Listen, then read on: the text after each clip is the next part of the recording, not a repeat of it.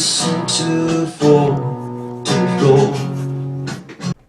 Welcome back to another Pen Talk. Thanks for watching, tuning in, sharing in my experiences. This is going to be a little bit different. I try to make all my videos a little different. I try to also alternate between vintage and modern and in between. So this is a pen case from the 30s. I bought it at auction on the DC Pen Show a year and a half ago. So it's 2015. I haven't done anything with it, so I got motivated today to restore it. So this is in the as found condition. This just flips open. I just think it's a very, very interesting design. You got a little bit of different color there inside. And in here you have a classic pen and pencil. I doubt if there's anybody out there that would recognize this right off the bat. We'll see if we can get the imprint, which is a little bit faint to read in this color, but it's a Carter's pen. Carter's Ink Company. Apparently they only made pens for about 8 years, from about 1926 to 1934, and then the Depression forced them out of the pen business and they just focused on selling ink, which is what they started doing, and they did well. It's just an unscrew. It has the Carter nib, which says INX on it. I wanted to show you this in its as found condition. So I'm going to go through and do my typical restoration. I'm going to do some polishing, cleaning, I'm going to take the pen apart, check to see how everything works, and then we'll revisit it after it's been restored. What we do is remove the section, and when I removed it, I was greeted with an old sack inside of the barrel. So to me, that's always a good sign. I want to be the first one to restore these pens that have been sitting around for 70, 80 years. I use my trusty wide rubber band, which is used in the Northeast to secure the claws on lobsters that you buy live. They don't want the lobsters breaking their claws or attacking each other with their claws. And then I scrape the inside with this nice little barrel scraper, which has a pointy end or a smooth end. And I also use my trusty LED light to take a look at how the inside of the barrel looks. Things I read about on Richard Binder's site, he has a short write-up on Carter pens, is the fact that he thinks they're extremely well made. And the lever has an interesting design, which is unique. There's a little spring here, which keeps the lever in place when you drop it down after filling the sack. So it was nice to see that this pen shows that design feature. I'll put a link to Richard Binder's description. Those of you that haven't utilized his site and are into vintage or any type of fountain pens, he's an absolutely wealth of information and a joy to follow. And there's an interesting number at the bottom of the barrel. Don't know exactly what it means, 6233.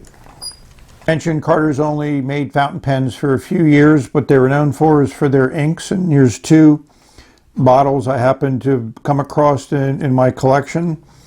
They're a very simple design, no ink left in them, but representative of the types of inks that were probably made in the 20s, 30s. I don't think they're any later than that, based on the way they look, the graphics, and the design.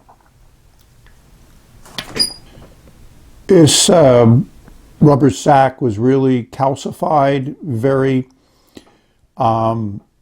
brittle, and obviously been shellacked to the section here. So it took a lot of scraping, gently to get all that removed. So the next thing I do before I do anything else is I'm going to flush the nib and feed. That color of ink was already there because I had recently cleaned another pen out. So this is my solution of ammonia and some detergents. And as you can see, there's a lot of ink in there. So I'm just going to let this soak for a little bit and clean it up. And I may take the nib and feed out because it doesn't look like it's aligned like I like it to be. But first I want to do is clean it out with ink because that's going to make the disassembly easier. And it may just take some adjustments, but you know, the flow is pretty good. So I think I just need to get all that old ink out of there. So the best friend of a restorer is patience and time. You know, let the tools that we have do their work. A few days since I last showed you this Carter's pen. Meanwhile, I went through my collection and found a similar one that I've had in my collection for a while. And I think it's interesting to compare the two different cap ring, same chain loop at the top.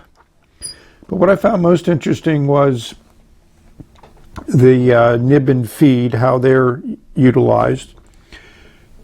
On the back of the bladder, I use my normal wood glue when I put the bladder on, and then I've been using a coat of shellac.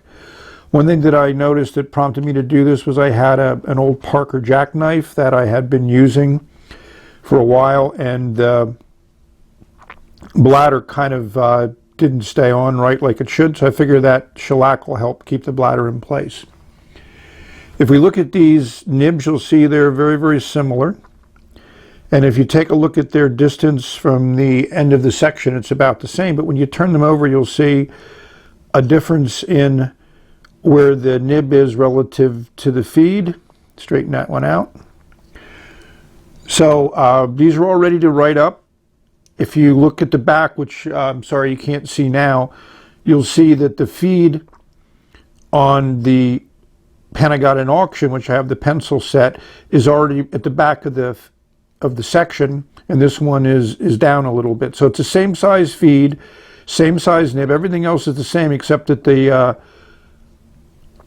placement of the nib is different relative to the feed. So we're going to see how that impacts the writing, and what's nice is if one writes better than the other, I can just switch between the two of them. One looks like a medium nib, the one on the right here, and this one more looks like a fine nib. They're semi-flex, I think, or kind of soft, so they should write similar. We're going to put these guys together and ink them up. Before we did the writing sample, we're going to take a closer look at these pens after I've restored them. This fountain pen, I think, has had a lot of use on it.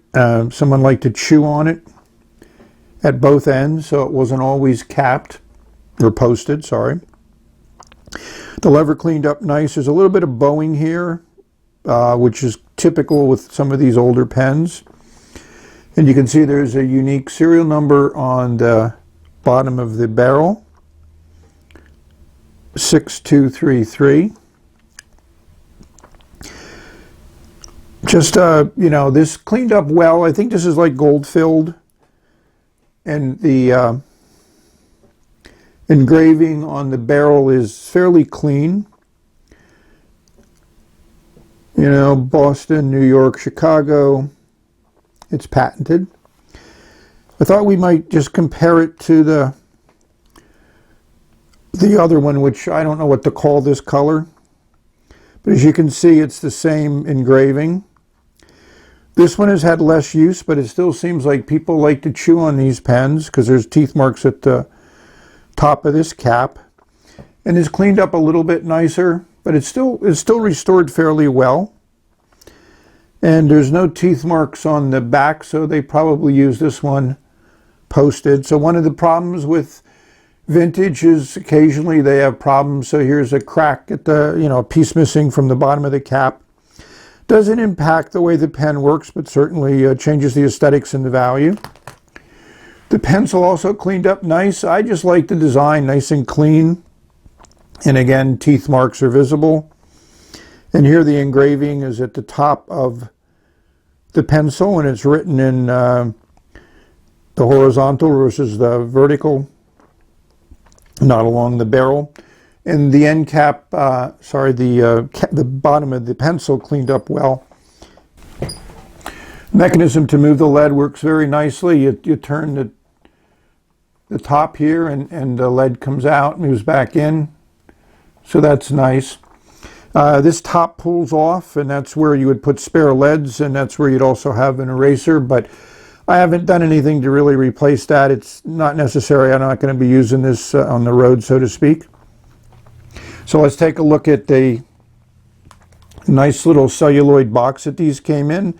Or this could be Bakelite. I'm not really sure. I'm certain these look like Bakelite on the hinges. One of the things I noticed and I liked is there's a patent date on the hinges of February 23rd, 1926. So that's interesting, and it's also on both hinges.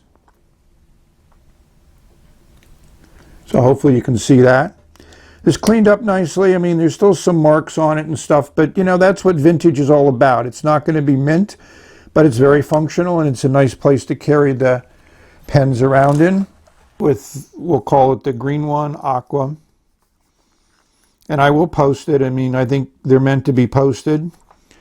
This is the one where the feed is out towards the end of the nib. So we'll get lined up here. And this is Yamadori. I wanted to put the same ink in both pens.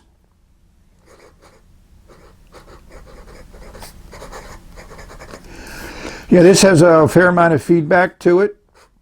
It's a fairly stiff nib. I would probably smooth this out a little bit, maybe reduce some of that feedback, because I think it's a little bit strong even for me. I like my feedback. I mean, it's a nice, consistent writer. Nothing to write home about, but, you know, interesting. So let's take a look at the other color, mauve. I don't know. I'm not good with colors and what they should be called, so let's take a look at this. Right away you can see this is a much heavier line. This is like the medium point.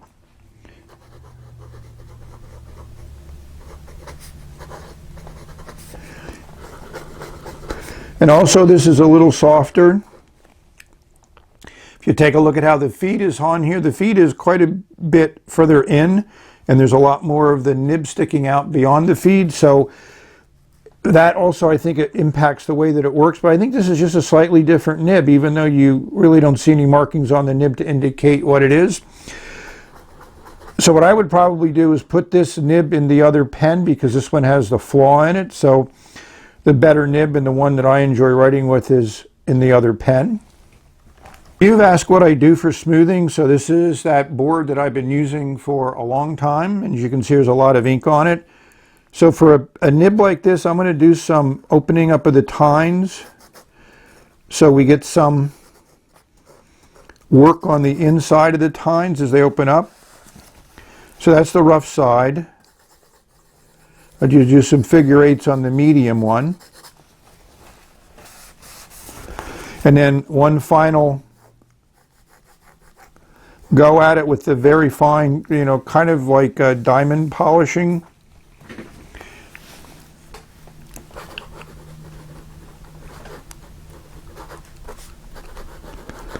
You see some skipping because that's trying to experiment with how much pressure to use.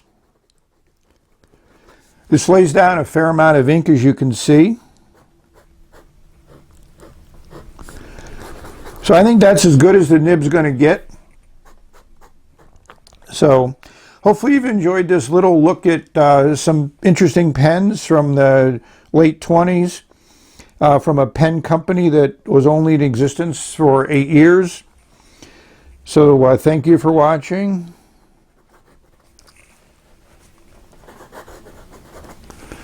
Hopefully you've enjoyed this little visit to some pens you may have not been familiar with. So may you have many great writing experiences. Enjoy the variety that pens and ink and paper give us. Have a good day. Bye.